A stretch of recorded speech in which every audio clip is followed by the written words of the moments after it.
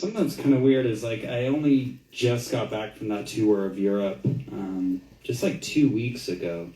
And that was a 6-week long run. And to be honest, something I've learned is like 6 weeks is a little too long. Like that's a very long time to be playing shows. But it's like you go home for 2 weeks and start playing shows again. And it feels like you have to completely relearn how to play shows, even though I just did it nonstop for 6 weeks. So bear with me as I kind of like get back into this. I'll try to play the songs well. It's just the talking parts that I might struggle with. Also, sorry, I'm trying to keep my guitar low because I don't want to, I feel like with these lights, I don't want to blast people in the face with the reflection on my guitar. So I'm going to try to I'm going to try not to flash anyone tonight. You know what I mean. This next song, it's another new song of mine. It's called Smoked. It's from that same record, I'll Be Waiting As You Drive Away. When I wrote this song, I wanted to write a piece that was inspired by the progressive rock bands I listened to in high school. Stuff like Genesis, King Crimson, all of that stuff. The problem is I might have been a little too inspired. Let me explain this. When I was in the UK just a matter of weeks ago, I played a festival over there called End of the Road. It was a very trippy experience because I didn't really do much research into this festival, what I was playing, and just said End of the Road Festival. It was outside of some small town in the UK, and it said I was playing the Garden Stage at noon.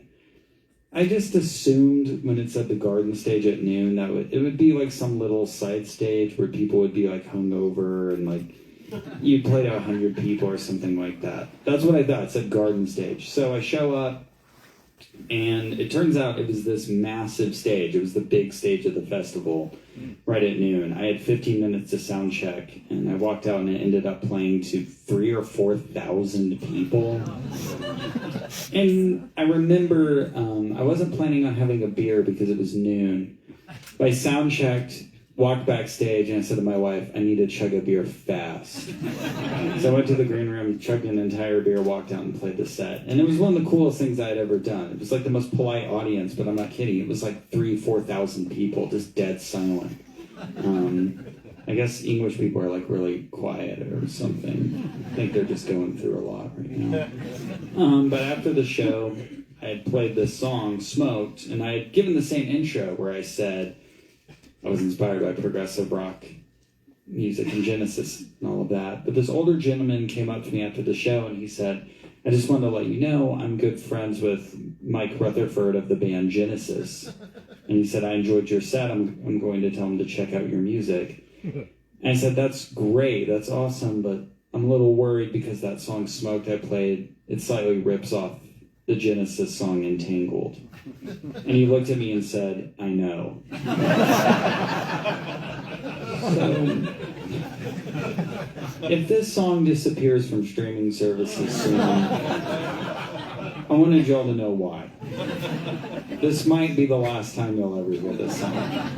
I'm just kidding. It's actually not a significant part of Entangled. It's one little melody line that I noticed after I had already recorded it and submitted it to the label. I was like, wow, that reminds me a little bit of that Genesis song, but I believe it's okay to rip off a little bit. But it can only be like 5 seconds of ripping off. After that, lawyers get involved. But if you ever listen to the Genesis song Entangled, you might hear a part of the melody from the song.